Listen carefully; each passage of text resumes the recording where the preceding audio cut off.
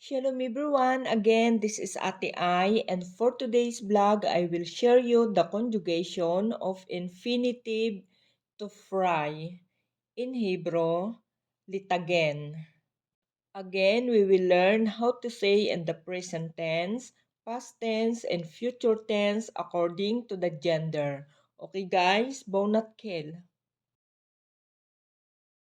Present tense, fry, for masculine singular, mitagen. Ani, mitagen. Ata, mitagen. Hu, mitagen. Present tense, fry, for feminine singular, mitagenet. Ani, mitagenet. At, mitagenet. Hi, mitagenet. Present tense, fry, for masculine plural or mixed gender, mitagnim. Anachnu, mitagnim. Atem, mitagnim. Hem, mitagnim. Present tense, fry, for feminine plural, mitagnot. Anachnu, mitagnot. Aten, mitagnot. Hen, mitagnot.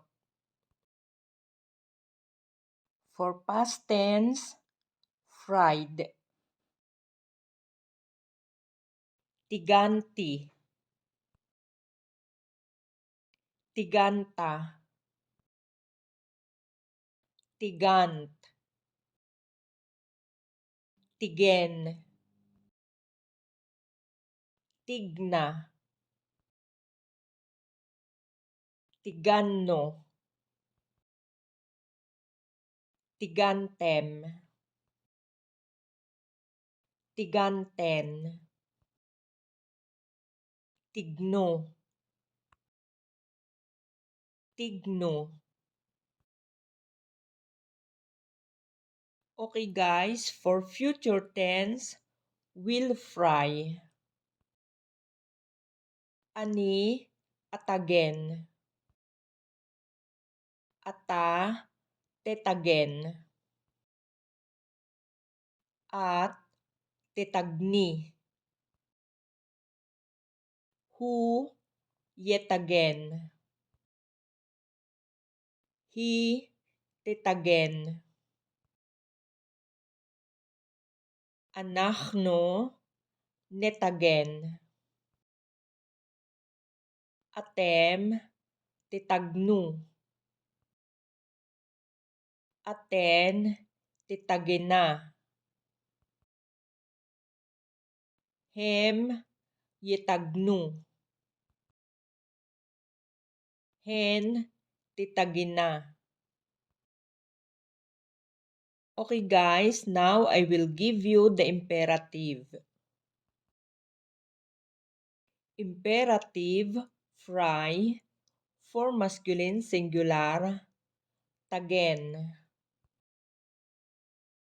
Imperative, fry, for feminine singular, tagni. Imperative, fry, for masculine plural, tagnu. Imperative, fry, for feminine plural, tagenna. Okay guys, this is the end for today's video. Hope you like it and enjoy to learn Hebrew. Please don't forget to like, share, comment, and subscribe. And don't forget to click the notification bell to be updated for upcoming videos. Guys, thank you very much for watching my Hebrew tutorial blog. See you next time. Lihitraot!